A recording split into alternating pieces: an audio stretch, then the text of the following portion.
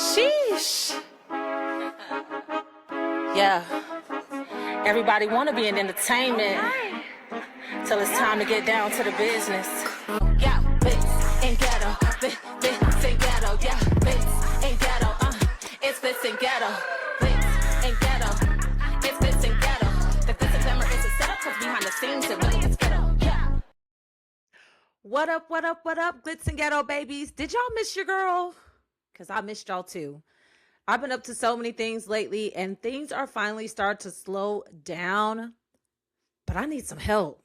I'm looking for interns. I'm looking for people who are interested in working in the entertainment industry. I got so many projects that I'm working on, but I am just one woman. I can't do it all alone. And the reason why y'all haven't seen me is because I've been trying to do all these things alone. So if you're interested in being my intern, please continue to listen to this message because I'm about to give you my email address and I need your help. This will be a paid internship opportunity for a brand that is growing. Y'all already know I've done my thing, but make sure y'all stay tuned because we're just getting bigger and better, okay? With that being said, welcome to the Glitz and Ghetto podcast. I am your favorite host of Glitz and Ghetto, Naderah, and I'm so excited to be back with you guys after so many weeks of so many amazing things going on. And when I say that, I just really feel like I need to do a better job at like celebrating the different things that I'm doing in my life in this particular juncture, because I feel that like my career is leaning more towards that like leadership, directorial, and just like real boss babe mode. Not that I haven't always been that, but it's just another level now. You know what I'm saying? And I just think that in my recent activities, people have been trying the doll. I guess they didn't realize that I am a product of the School of Business at Florida Agricultural and Mechanical University. So I don't know what they thought they were going to get when they dealt with me, but I'm going to act with poise and kindness. But just know, if you're doing me dirty, I see you. With that being said, let's do a little bit of housekeeping. Please make sure you are following the podcast on all social media platforms. That is Glitz and _ Ghetto on Instagram. We don't have a TikTok yet, but if you want to keep up with me, I will be posting my posting clips, to my personal page at @IM _ Naderah on Instagram and TikTok. And interns, that's why I need y'all. I got too much going on. I can't handle all the things by myself. With that being said, please make sure y'all follow us on Instagram and TikTok. My personal Instagram is at @IM _ Naderah. That is the message that's on the screen, and it is also inside of the show notes. And again, I have been out in the public. I've said this a million gazillion times that I want you guys to ask me the questions that you want to know the answers to about this industry, because I know it's very tricky. I know it gets very intense, and you want to hear from people who are doing and have done the things. And so I want to be that resource for you. So please be sure to send us an email to Glitz and Ghetto, GHETTEAUX @gmail.com. That message is on the screen and it is also inside of the show notes. So please tell us your questions. Tell me whatever it is that you might be going through. You want to know, are you the a-hole? You want to know, did you do your friend wrong? Whatever you want to know, write the show because we want to give y'all all the details. Is my phone ringing? It sounds like it is. One second. My mama, we got to call her back. That's my mama. I love you, mama. I got to call you back because I'm tired. I got to make sure I get this episode done before the night is over. I got a full face of makeup. I talked this morning. I went to do a speaking engagement later, which I went very far away to go do that speaking engagement, but it was worth it, talking about HBCUs. And now I'm here filming because we're going to get the things done one way or another. I made a commitment to myself and I'm honoring that. Either way, with that being said, let's get on with the show. Today's show is talking about how comparison is the thief of joy. Now, see, when we're inside of the entertainment industry, it's hard not to compare yourself to the next dancer, singer, actress, producer. You always ask yourself, like, why isn't it me? How come they keep getting all the parts? What's the difference between me and her that she gets it and I don't? Why is he getting all the modeling gigs and I'm not? We got the same six-pack. Why am I getting it and he's not? You're going to ask yourself that question a million times. But you got to understand that where there is more than one, comparisons will always be made. But it is not up to you to make the comparison because the audience, the casting directors, whoever else on the outside is going to do that hard labor for you. Okay. And I know that doesn't sound reassuring, but when we're talking about outside sources, they're just doing their job. When you are doing it to yourself, you are causing yourself heartache, pain, mental health instability, lower self-esteem. You're ruining yourself and how you feel about yourself. It leads to jealousy, envy, and all these different things. And that's just not healthy for you. Comparison, and particularly, it comes from a situation where you are putting yourself as the lower and you're looking up to someone and you're comparing yourself to a higher standard. Now, listen, I'm not telling you that you shouldn't see a specific standard that you want to get to and like strive for that goal. I'm not telling you not to do that. You should definitely do that. But what I don't want you to do is to say, hey, dancer, singer, actor A is so amazing and I want to get to that level, which is not the problem, but it's when you start comparing yourself and telling yourself that I'm just not good enough. I'll never be that great. We're not doing that. That is not your responsibility to downplay yourself. And your thoughts have so much power over how you show up inside of the world.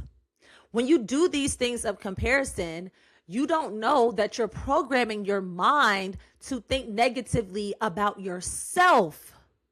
And that, like I said, leads to envy. It leads to you feeling inadequate. It leads to anxiety.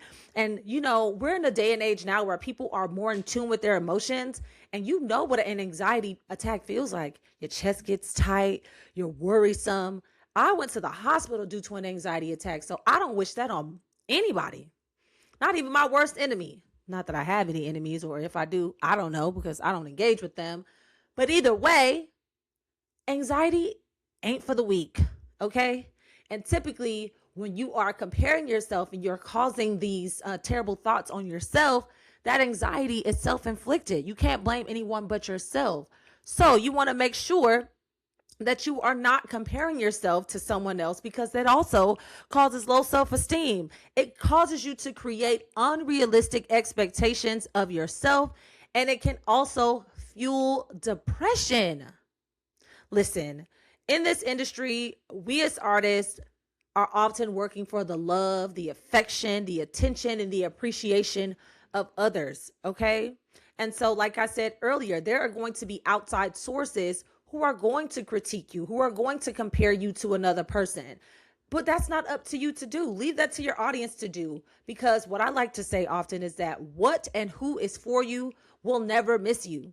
The audience that is supposed to love and appreciate you for what it is that you do and for what it is that you bring to the table are going to be the people that love, celebrate, cast, etc. you for the unique person, artist that you are. When you compare yourself to someone else, it's almost if you're trying to duplicate what they've already created. When we look at the music industry, for example, there's only one Beyonce. And I'm sure Beyonce does not compare herself to Rihanna or Taylor Swift or any other artist that you want to name who is a megastar. You want to know why? Because it's only one Beyonce, and what Beyonce does is not like what Rihanna does, and what Rihanna does is not like what Taylor Swift does, and what Taylor Swift does is not. They all have their own lane. They all have their own sound. They all have their own audiences and people that they cater to for what is special and unique to them. Now, where we go wrong is that we want everyone to love us, and that's just not going to happen. Everybody's not going to love it. Beyonce, Rihanna, and Taylor Swift got haters, okay? On both sides of the aisle. Black, white, ugly, indifferent. These people have people that dislike them, but they also have an enormous amount of people that love them. What Beyonce said in that Destiny's Child song, there's plenty of people who don't like me, but there's 10 times more who love me, and I love myself. Sometimes it gets tough, but I can give up. Y'all know that song. That was an old school. I threw that one back. That one came out of nowhere. That was off the dome. Yes, you can't allow the naysayers to get to your mental health, to get to your thoughts about yourself for you to then cause all this anxiety, depression, low self-esteem, etc. on yourself. Again, when we're talking about comparison, what happens when we see others receive the glory that we want? That's when the comparison actually happens. But you, as the artist, when you see someone else getting the applaud that you desire, what you have to do is attract that energy to you. You got to clap for them as well. Because if you're in a room with someone that's getting their blessing, what the old folks used to say, well, then God is in the neighborhood. And he's not going to bless somebody that's a hater, that has negative energy, that's defeated, because the energy is not open. Your body and your mental space, your energy is not prepared to receive that blessing because you're blocking it with that negativity. You got to clap for the person that's next to you living their dream. You got to get some of the juju that's on them in terms of the pride and the self-esteem and the love that they feel for themselves, the way that they show up in the room. You take note, you do that same thing for yourself, not as a comparison, but to say, what tools does this person have that I can implement into my repertoire that's going to sharpen my tools so that I can show up as my greatest self, so that when it is my opportunity to go for a job, when it is my opportunity to dance in front of class, when it is my opportunity that I get the same applause from everybody else that is around me that I have shared with the entire community. Okay? In those instances, we want to make sure that while we are utilizing tools that we see other people using on themselves and building friendships and relationships with them, you want to make sure that when you're using these tools, you're not trying to emulate yourself into being someone else. You want to be authentic. You want to say that, hey, I see that this particular tool works for you. I want to try it for myself. I'm going to make it simpler for you. It's like when you see someone who was once overweight and now they've lost all this weight naturally. I'm not talking about the GLP ones, but if you are on the GLP ones and that's what works with you, more power to you. Even that's a great example. You see the results of what someone else is using to get the results that they want. So you say, hey, what dietary changes did you make? How often did you go to the gym? What prescription or doctor did you go see to go get prescribed that GLP-1? You ask them those things, and then you implemented that into your lifestyle, and you change your habits, and you change what it is that you're doing, and then you can start to get the same results. But at no means does that mean that you're going to have the same exact body as the person who did it before. It doesn't mean that it's going to change your genetics, because just because they got skinny doesn't mean it's going to make you taller or shorter if they are taller or shorter. You still have to be in your vessel, and your body's going to transform the way that it does, not the way that theirs did. But you will still see results nonetheless, which brings me back to my point. When you are inside of these rooms with people who you admire, people who you look up to, you say, what are the things that they did to get to that point? I'm not going to compare myself to them, but I'm going to look at what it is that they do, and I'm going to look at what it is that I do, and I'm going to see the differences in our habits so that I can upgrade mine, so that I can show up as the best version of myself and continue to grow and be the best artist that I can be. Okay? When that happens, you step into your fully authentic self, better, newer, and more improved. That allows your light to shine brighter. This allows you to show up more confidently, authentically in who you are. And why is authenticity important? We've talked about this on the show before. Authenticity is what leads you to having greater relationships with people inside of the industry. It improves your mental health. It improves your self-confidence, and it aligns your actions with your true values. Okay?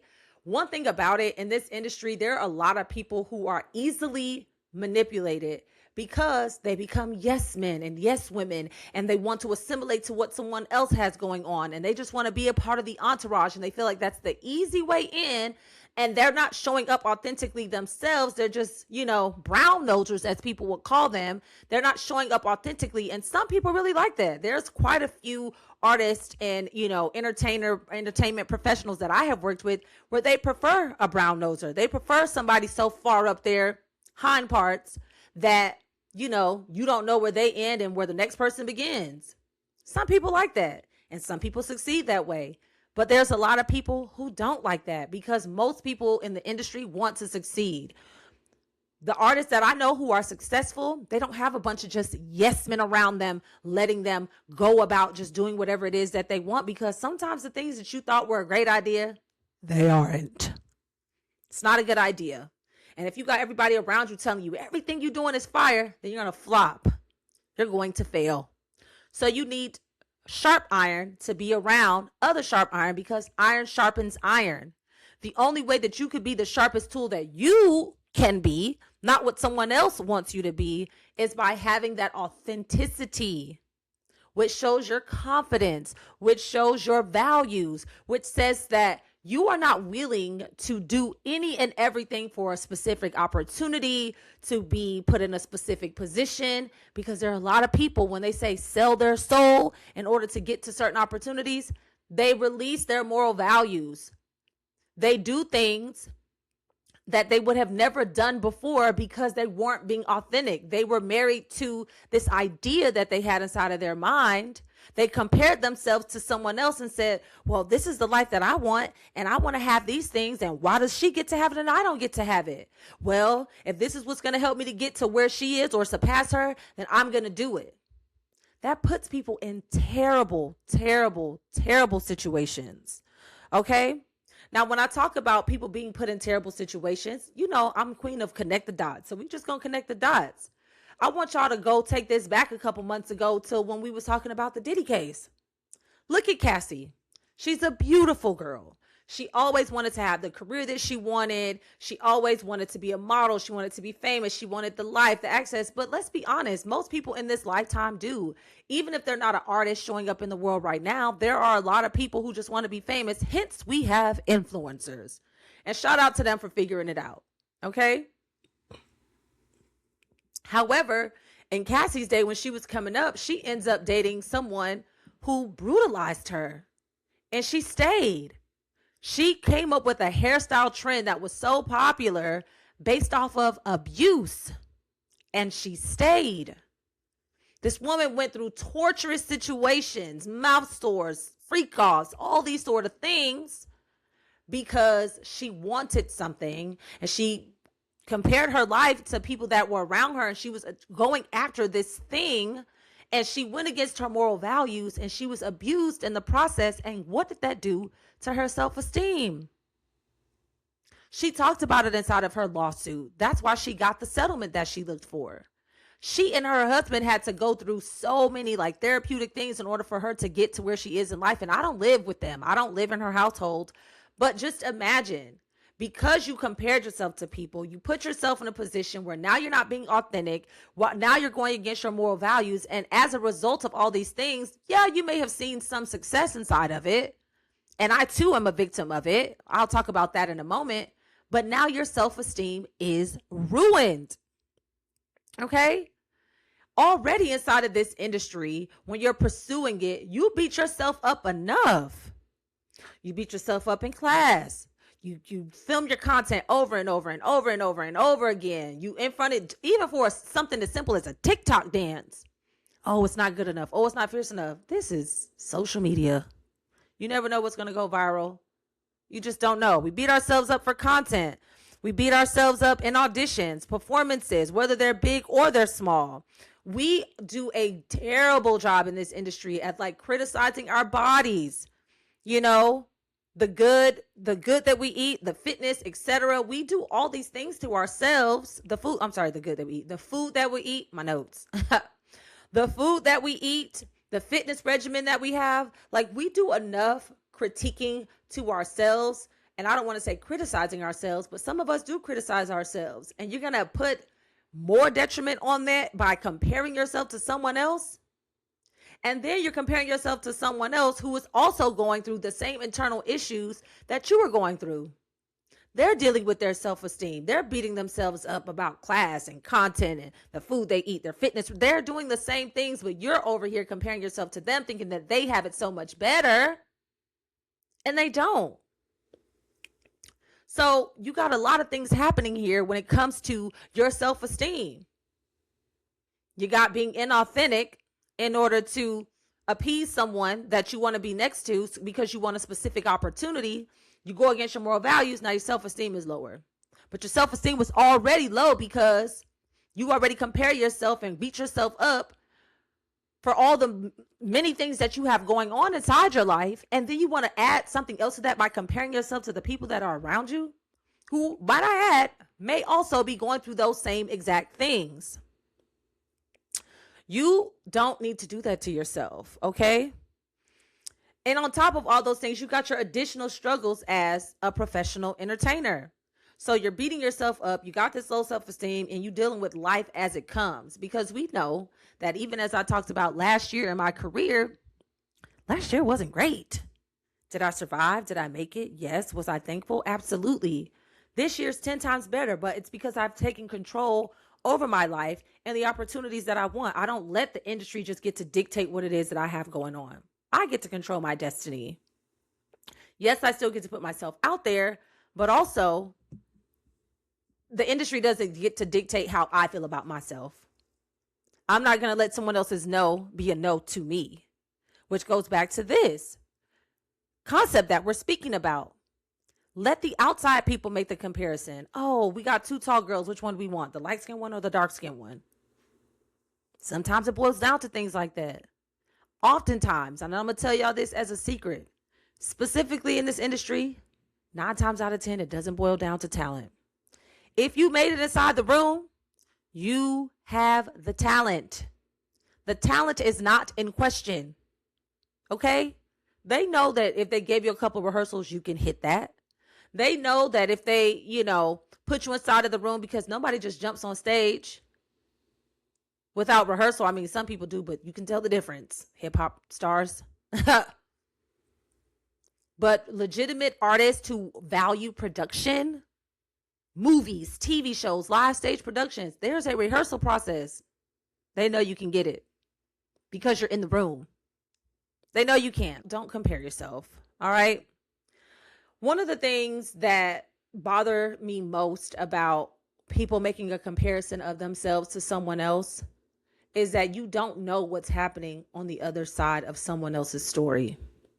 So I'm going to give y'all a little story time, because there was once upon a time where when I first started inside of the industry, I was dating an older gentleman who adored me and just wanted to see me doing well. Okay. Now that I'm in my 30s and I look back at it in retrospect, I was a sugar baby. Okay. The gentleman was 27 years older than I was. He was a great guy. I was an adult. I had graduated college. I had done all the things that I was supposed to do. My mom and my family were like, you got to get a degree in accounting, which I did, and I'm thankful for.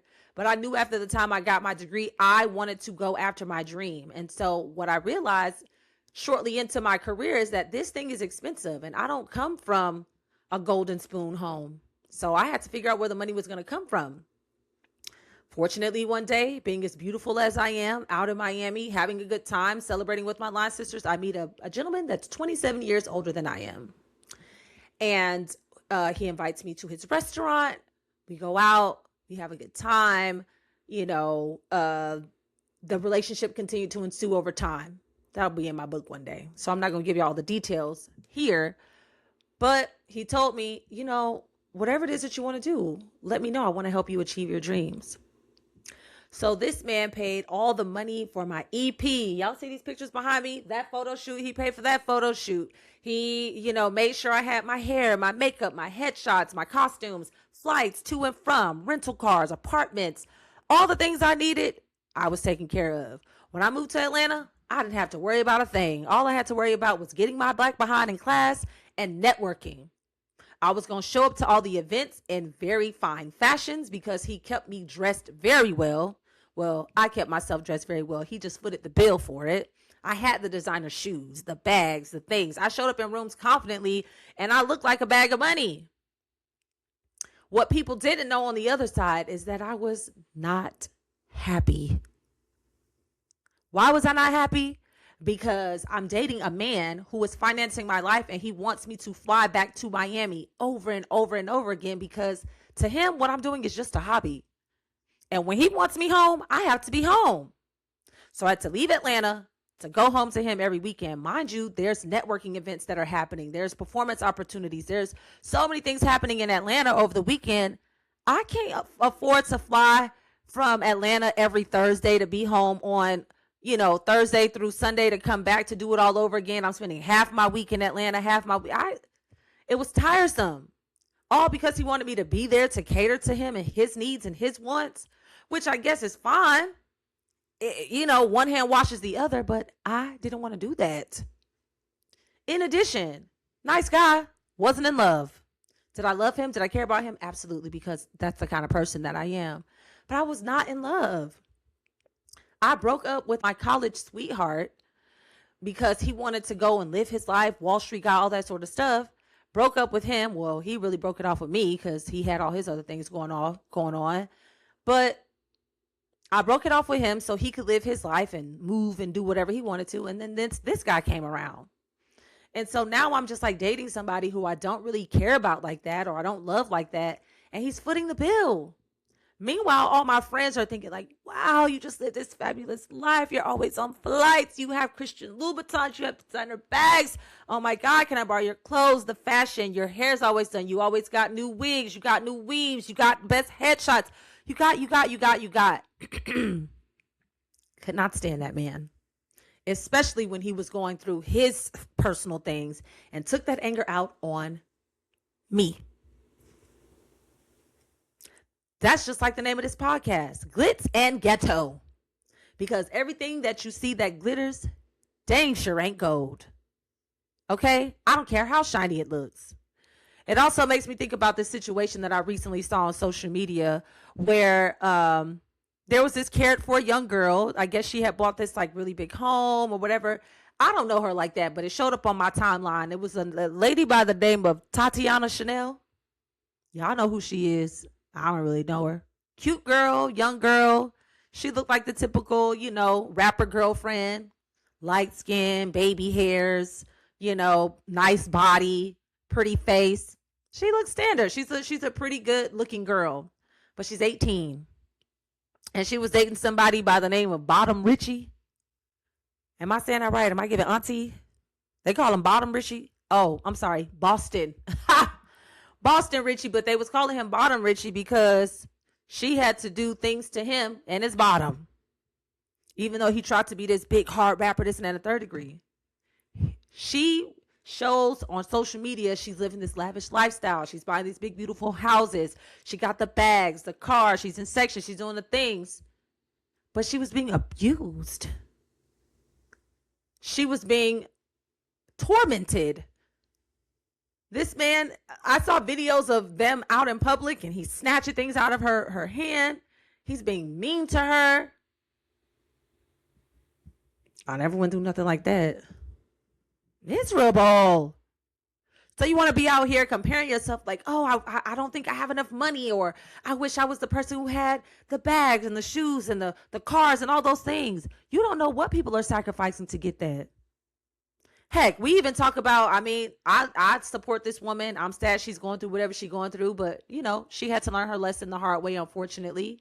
But Coach Stormy, she had the bags, the cars, the shoes, and this, and now she's on probation for 20 years because she misled people. False information, giving false promises about the type of money that people can make, and they didn't make it. And allegedly, the money that she was making, the millions that she got, didn't come from the product that she was selling them. It came from her coaching courses, in addition to. So she's making promises on money to people to make certain things, and what she presented wasn't what it was. But people compare themselves to people every single day, not knowing what they're going through on the back end, what sacrifices that they're making. Okay? Let me tell you something. You got to be willing to stand 10 toes on who you are and be authentic in that, because that's going to boost your self-esteem. And your self-esteem is equivalent to your confidence. Your confidence is equivalent to the light that you carry. And guess what gets you booked on jobs? The light that you carry. People always want to book the person who has that it, that je ne sais quoi. That's what this industry is about. They want to see a star when they walk into the room. Even if you are just dancing as a backup from somebody else, They want star power because guess what? The biggest stars know that the better the light is behind me, the more it's going to shine on me. Can't have that same light if you got low self-esteem. Can't have that same light if you don't have any confidence. Can't have that same light if you're not authentic. And you dang sure can't have that light if you spend all your time comparing yourself to other people, because guess what? Most of the people who got that it factor are not sitting around comparing themselves to you. They're not. They don't even think about you. They'll see you. Hey, girl, how's it going? Hey, boo, how you doing? Keep it moving. They carrying their light. Star power. Okay? And here's the thing about it. You know, there's a lot of people who can pretend, but everybody can spot a fraud. A counterfeit is so easy to spot. I just remember when I first moved to LA, when I started my career, like I couldn't tell who a faker and a phony was. Like everybody in LA is famous. Everybody got credits. Everybody got whatever, credentials and stuff like that. And a lot of them are fast talkers, and a lot of them want to present to you. Like, I just remember I met this gentleman at one time when I was living in LA, which is part of the reason why I can't do too much of LA. Like I could work out there, but I can't live there. It's just the people that I met when I did live there just gave me the sample set that I needed to know that's not the city for me to live in. Anyway, point of the matter that I'm trying to make is that when I first got out there was a gentleman who was trying to tell me, oh yeah, I'm from New York, but I was in this movie. I was in that movie. I got my own IMDb page. And, you know, when I come back on the block, this guy was smooth talking. And I got excited. I'm like, okay, I'm 22 years old. I done met somebody famous. I don't know who he is, but I believe what he says. So this man invites me out on a date. And this is no shade to people who drive this car. But he came to pick me up for our first date in one of those like cars that's like a half a car. It ain't no back seat. It's just a driver's seat and a passenger seat. And I'm not talking about like a cute Mini Cooper. I'm talking about like the bootleg version of those, whatever that is. He came and picked me up in that car. And 22-year-old me didn't want to hurt his feelings. So we get in the car and we go to this restaurant. I'm like, first of all, he made himself seem like a movie star. So I'm thinking he going to pick me up in a Mercedes or something. Now, mind you, I'm fresh out of college, but the men I've always dated have always had it. And I knew when I saw him in that car, he didn't have it. He didn't have it. But I still went. Then he took me to this really cheap, like, diner. Maybe like an IHOP or something. But, you know, me being nice, I'm like, I'll have the meal and I'll never see this guy again. Well, he didn't like that. Because I pretty much called him out on his bluff. And I never saw him again. Either way, that translated over to now when I navigate the industry, I can tell a fraud when I see one. Everybody can tell. Everybody can tell. And you will soon begin to like sharpen that tool of what that looks like. But don't be a fraud. Nobody wants to be around that inauthentic energy. And when I say that, I know I have an episode about the art of delusion. I'm not talking about those people. The people who have mastered the art of delusion, they oftentimes have high self-esteem and confidence because they truly believe that they are it, even if they're not. And I beg to say that, like, if you got mastered the art of delusion, you just psyched yourself out of comparing yourself to other people because you know that who they are ain't you.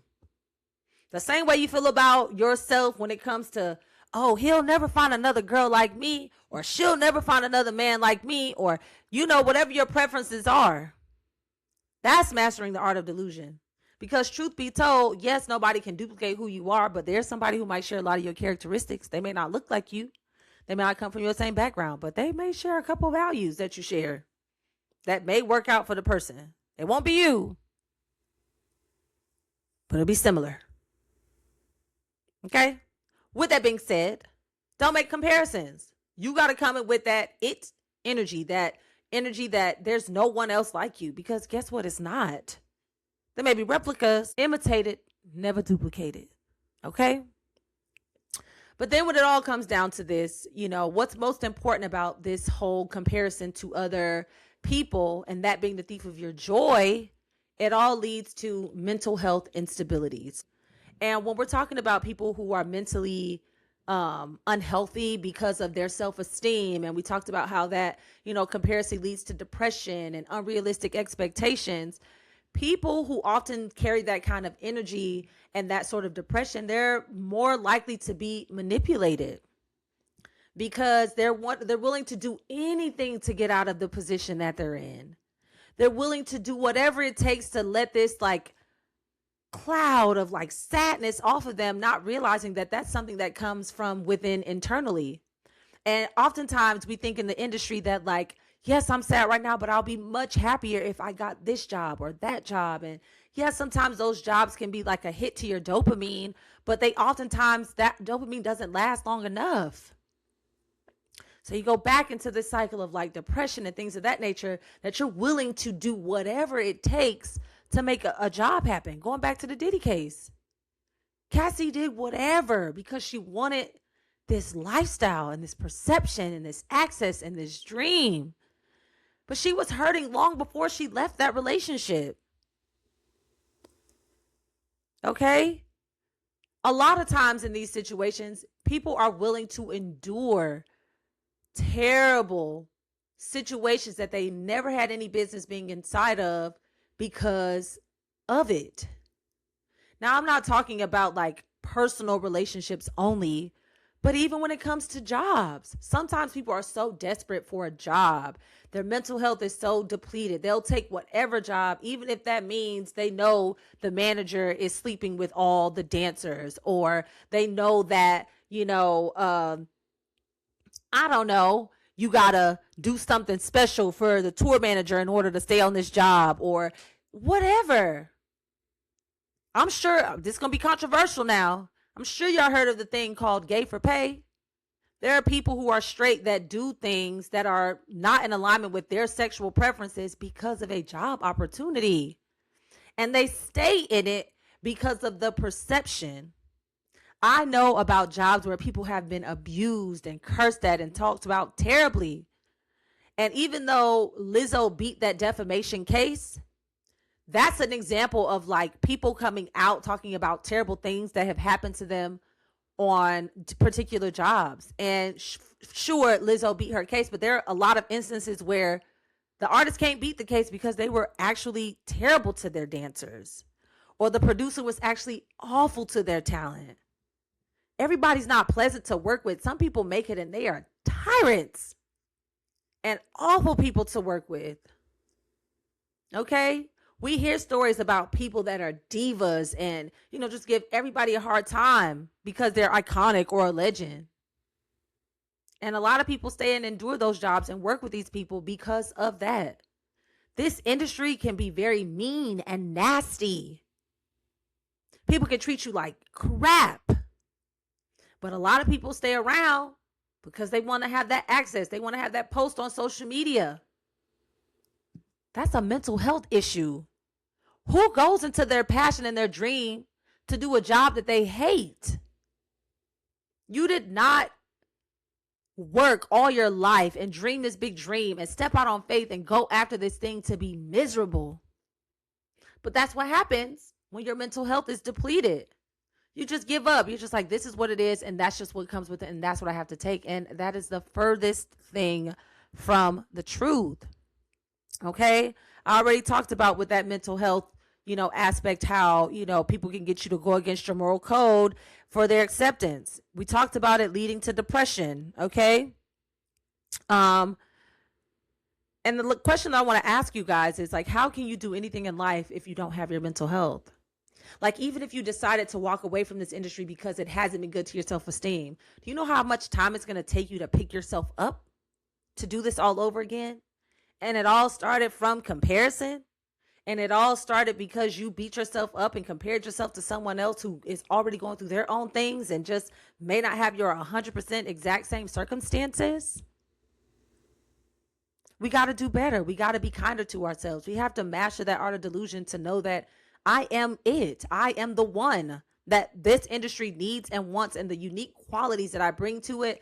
You can't compare that to somebody else because what I am and who I am is unique. Okay? And a lot of times, what I want to say in these mental health situations, when people can't overcome them, a lot of times it leads to substance abuse.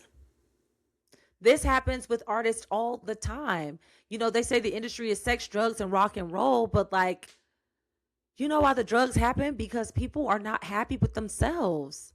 They need that substance to give them this higher feeling, to numb the pain, to numb whatever it is that they're trying to cover up, this comparison. Like, a lot of artists are tortured souls. And I don't want that to be you. It doesn't have to be you. This is something that you love, that you're passionate about. We don't compare ourselves. We celebrate other people's wins. We celebrate our wins, and we continue to show up authentically as ourselves. The grass ain't green on the other side. The grass is greener wherever you water it. Keep your grass watered, trimmed, and cut. And how do you do that? How do you keep your grass watered, trimmed, and cut so that your grass is always green on your side of the fence? You got to love on yourself, baby. Once you've mastered the art of delusion and you get to a place where you actually really love yourself, you're unstoppable. How do you get to do that? You have to affirm yourself. I am beautiful. I am magical. I am talented. I'm a multimillionaire. I'm a household name. See, I was just affirming myself in front of y'all, but I talk to myself like this all the time. I am exactly who I think I am. And now that my student loan debt is paid off, baby, I am rich. I am wealthy. I am her. I am the birthday. Thank you. Okay. One of my favorite affirmations that I heard when I went to class was from this amazing choreographer, and I hope she hears this, is Shamika Ann. When she teaches her dance classes, it's so profound what she has her dancers say at the beginning of class. She has us look into the mirror, stare into our own eyes in the midst of all these beautiful bodies, tall, short, fat, skinny, medium, big butt, little butt, big breast, no breast, all these things. You don't see anybody else because you are staring yourself in the eye. Your shoulders are rolled back. You are in this pulled bevel. Your stomach is lifted. Your chest is forward. Third eye is presented to the audience. And you are staring yourself in the eyes in the mirror. And you are saying, I am here to dance for me. And the only competition I see is the reflection of me. Woo! I don't know where she got that from or if she created that. Shamik, you ate with that one. And anytime I teach a class, I start a class by saying that. And I also give my girl her credit because we don't plagiarize over here. Just like I gave her credit right now. Whenever I make students say it, I say where my source is from. Thank you. Okay? And so you as a performer, whether you're a singer, dancer, actress, producer, whatever, you got to affirm yourself. I am here to perform, to produce, to sing, to dance, to act, to perform for me. This is for me. You can enjoy it by watching, but this ain't for you. It's for me, for my self-gratification. And the only competition I see is the reflection of me. So if I'm going to make a comparison of myself to anybody else, it's going to be a comparison to who I was last year, who I was 5 minutes ago, who I was 10 years ago. I can track my growth. I'm going to compare myself to myself so that I know that I am actively making those progressions and that growth forward every single day. You got to love who you are. Because if you can't love yourself, as Mother RuPaul would say, how the heck you gonna love somebody else? How, Sway? So you got to start with those affirmations. How do you put these affirmations up? Write it on your mirrors. I got mirrors all over my house. Get you some sticky notes. Write it down on your notes in your phone. Put it as alarms inside of your phone so that certain times of the day, affirmations show up to remind you who you are. Before you go into that audition, get into that mirror and affirm yourself. Do it in the bathroom. Take a moment of meditation. Close your eyes. Sit in a still place. Affirm yourself. Which also tells me that you need to get into a practice whether that's therapy, whether that's church, whether that's prayer, whether that's running, whether that's all of the above. Get into a practice every single day. Have your ritual for how you go about your auditions. I know ritual sounds a little funny to my Christian folks when I say that, but when I talk about ritual, when I wake up in the morning, the day of an audition, I wake up and I start already with my vocal warm-ups. I make me some tea. I shower. I do my makeup. I continue to drink my tea while I'm doing my makeup. I listen to the music for the songs. I go through my lines as I'm, traveling through and to that rehearsal or to that audition. When I get inside of the waiting room, I'm still doing my vocal warm-ups, but I do get into a meditative practice. I close my eyes. I envision the energy and the performance that I want them to feel, because this has to be authentic. It has to be real. When you're performing, you're telling your truth through someone else's words or through someone else's movements, but you are telling your truth. You're telling your story. You're telling it through another person's words. So you have to be really in it. It has to come from an authentic place. You can't get that by comparing yourself to someone else. All right. Well, guys, that is my TED Talk for this evening. I hope that this episode was helpful and beneficial to you. And whether you are a performing artist or in the entertainment industry, I believe that this message is also transferable to multiple professions. Yeah. What I find as a dance educator in my current dance educator bag, directing companies and coaching teams, etc., is that a lot of the things that I learned from dance are transferable into other parts of my professional life. And I know that whether you work in corporate America, whether you work in the creative industry, whatever it is, this message is also pertaining to you, because we all have moments where we compare ourselves to someone else. We say, oh, I didn't make it to the place that I thought I would be when I was this particular age. They always say, if you want God to laugh, tell him what your plan is. You got an idea in mind, but you don't ever know how it's going to work out. All you can do is continue to be intentional and show up, because it only takes one good idea, one moment, and it could change your life forever. But that only happens when you love yourself, when you open yourself up to that positive energy and those interactions that will breed authentic and meaningful relationships with people across industries. So, with that being said, I love y'all. It's late. I'm sleepy. It's been a very long day, but I wanted to make sure I got this episode done because I want to keep my promise to myself. And I hope you keep the promises to yourselves. All right. This has been another episode of the Glitz and Ghetto podcast. Be sure to like, share, and subscribe wherever you get your podcast, whether that be YouTube, Apple Podcast, or Spotify. We are there. Make sure you like, share, comment, share with a friend, tell a friend to tell a friend, post it on your story, send us questions, all the good things. I'm signing out. It's 11:11. Make a wish. Love you. Peace. Sheesh. Yeah. Everybody want to be in entertainment till it's time to get down to the business. Yeah. It's all smoke and mirrors. What you can't see behind our public figures. No, you convinced by the glitz and the glam, but let's talk about how it really goes down. The sleep is nice, the sacrifice, your rate of pay, the unit strikes. Yeah, they want you to stay in your lane. Got too many talents, what's your claim to fame? Opportunities unlimited. Look at Naderah, that girl is living it in. She bringing out all of her friends to talk about it so you understand. They talk about all of the noise, all over the blogs and in the tabloids. Teaching the industry lessons they learned, so tell them to volume so you don't get burnt. Film and TV, she does that. Theatrical, she been that. And Glitz and Ghetteaux is our podcast to show you how to achieve that. You were born to entertain, but this ain't for leisure, you came to get paid. The Glitz and Glamour is a setup, cause behind the scenes, it really is ghetto. Yeah, Glitz and Ghetto, Glitz and Ghetto, yeah, Glitz and Ghetto, Glitz and Ghetto. You were born to entertain, but this ain't for leisure, you came to get paid. The Glitz and Glamour is a setup, cause behind the scenes, it really is ghetto. Yeah, Glitz and Ghetto, Glitz and Ghetto, yeah, Glitz and Ghetto, it's Glitz and Ghetto.